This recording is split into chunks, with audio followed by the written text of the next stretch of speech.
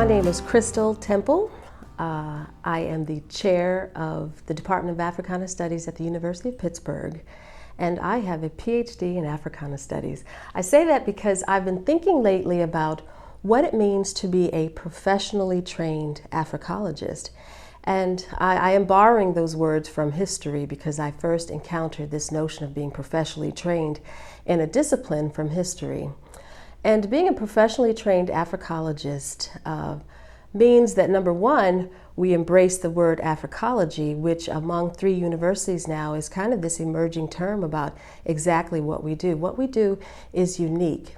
And so my background, I went to the College of William & Mary. I earned a BA in history that was colonial America and Native American history, and longed for an immersion study in Africana Studies, learning about Black people.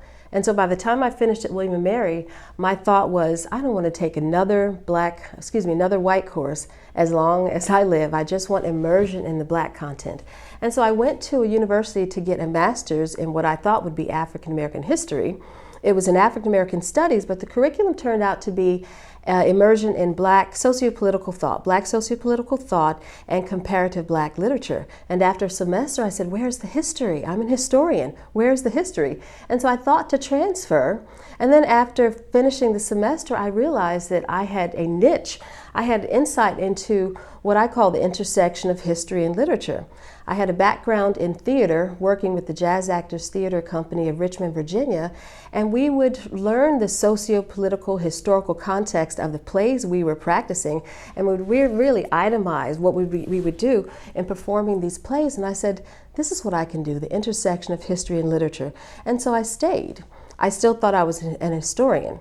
Then I went to Temple and earned a PhD in Africana Studies with an emphasis on history, Pan-Africanism, and cultural aesthetics. And I got out and my first job was in a history department. And so being a professionally trained Africologist has come full circle of what that can mean in the contemporary moment, because back then there was only one PhD program in Africana Studies.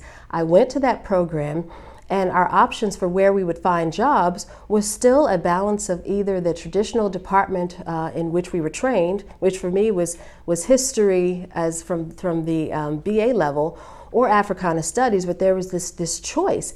And now I think the choice is becoming a little more limited. And so when I had my first job in history, they let me teach history and versions of Africana Studies from the history department. But as I looked for new career opportunities, I had the opportunity to go to a African American Studies program where I would be teaching courses cross-listed with history. And I received an email one day that said, the history department doesn't think that your credentials are suitable to teach history. And I said, wow, I'm in a history department. I was trained initially as a historian. I layered that with Africana Studies. And after that, I began to talk to more historians about what it means to be a professionally trained historian. And I had some graduate training in history too, but they want you to know the classifications, the periodizations, the timelines, the movements, the biases, oral history, historiography, so that you can impart that to students when you teach. But being a professionally trained Africologist has a similar specificity for our content area. And that's what I have been pondering now, particularly as department chair. And so to be an Africologist, a practitioner trained in and practicing in Africana Studies, it means that we have this foundation of, we think differently. We have this cognitive approach to knowledge and to our intellectual traditions. And we're getting to a point where with 17 doctoral programs in Africana Studies, one of the best things that can happen to Africana Studies is that we now have these students trained with this background. And so that means there's a unity between how we think, between intro, between other courses, between our senior seminar. And that's what I mean when I say being a professionally trained Africologist. And so as this, in this formation of being an Africologist, teaching in Africana Studies, we have a credo, and that is that we create knowledge and inspire behaviors that will increase the life chances and life experiences of people of African descent in particular, and of humanity in general. And that's something I teach to my students, whether it's Black consciousness, whether it's a literature course, whether it's a theater course. All of my students know that foundation and can take that from one course to the next. That comes from a scholar, Terry Kershaw, who gave us excellent wording that helped to define the discipline. I also teach my students that you're in here for two objectives, and the first is to be a master communicator of matters related to culture, to race, to ethnicity, to diversity, and the list goes on. Master communicators, one. Number two, with a high cultural competency. And just yesterday in my course, I told my students, this is why you're here. So imagine going to a job interview and you tell your possible employer that I am a master communicator. I've been trained to be a master communicator in matters related to culture and race and ethnicity with the high cultural competency. And this can be applied not only to the Black experience, but also to any culture. I also teach, being a professionally trained Africologist also means that in everything we do, we impart that there is an academic enterprise and there is the practical enterprise. And so that's what this means. So for me in my work, it means looking at the subject areas of Africana Studies. I teach my students that there are approximately 18 subject areas that for which the discipline is a clearinghouse for, and that includes history, religion, economics, politics, sociology, psychology, creative production, communication, community development, linguistics, gender, Pan-Africanism, education, health science and technology, and philosophy.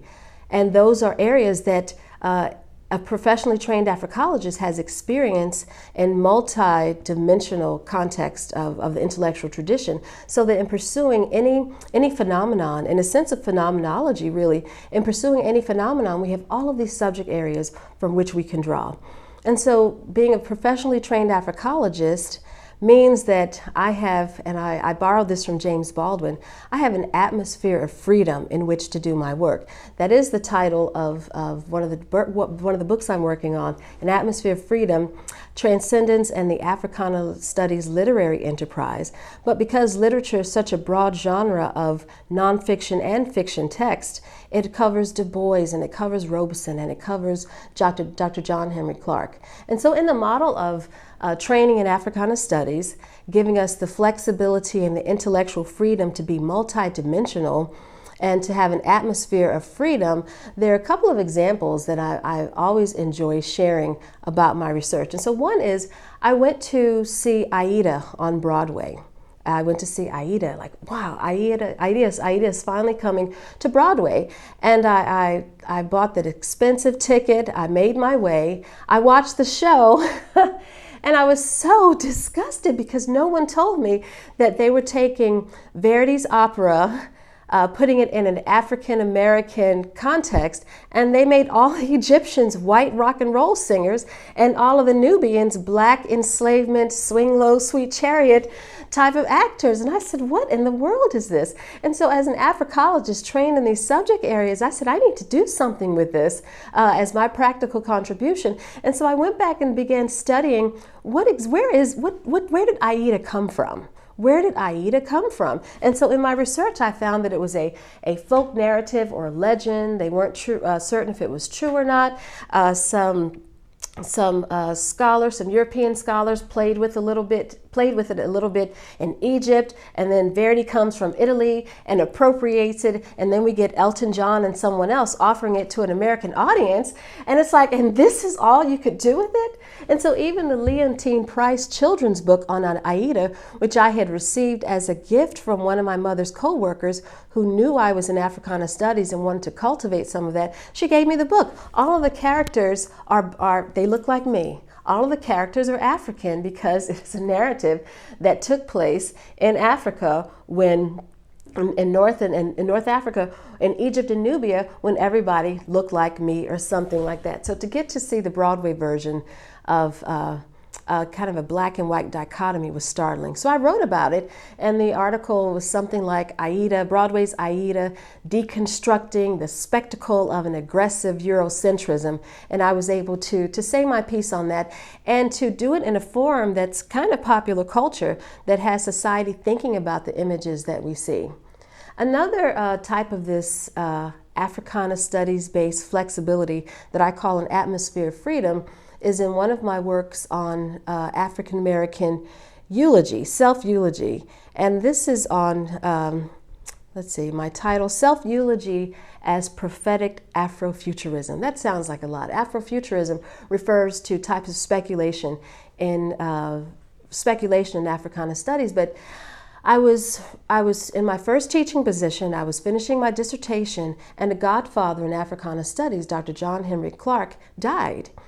And I said, oh wow, that I'd seen him speak. It was very profound. And I said, I must be at that funeral, because I felt this sense that a baton was being passed from one generation to the next. So I drove from Albany, New York to New York City, got in a fender bender about 4 blocks from Abyssinian Baptist Church, and was standing like this because with the adrenaline of the car accident. I was fine, but I told the police, I said, look, just tow my car to the precinct. I'll come back and get it later because I need to be at this funeral. And so it was kind of this spiritual, compelling thing to be there. I arrived, and what I received was the funeral program, and it was a beautiful program, and with many of the remarks I remember and use in my teaching. But what Dr. Clark did in his funeral program, he'd been ill for a long time. He wrote his own obituary, or really his self-eulogy, which was a form that I hadn't really seen. And if you know anything about the African American community and church, you can go to a funeral, and when it is over, you will not find a funeral program in the pews.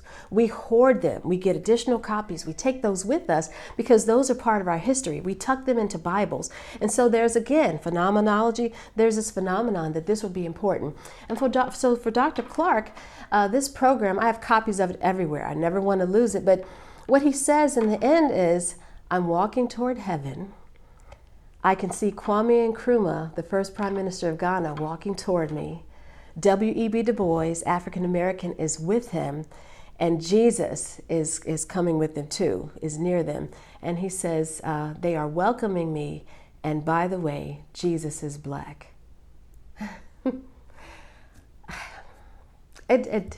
It's just amazing. It's profound, but Africana Studies in this training as a professional Africologist gives us a sense of all of the possibilities of what we can do with that when many people, African Americans too, would just tuck it away, but I get to use it as a teaching tool.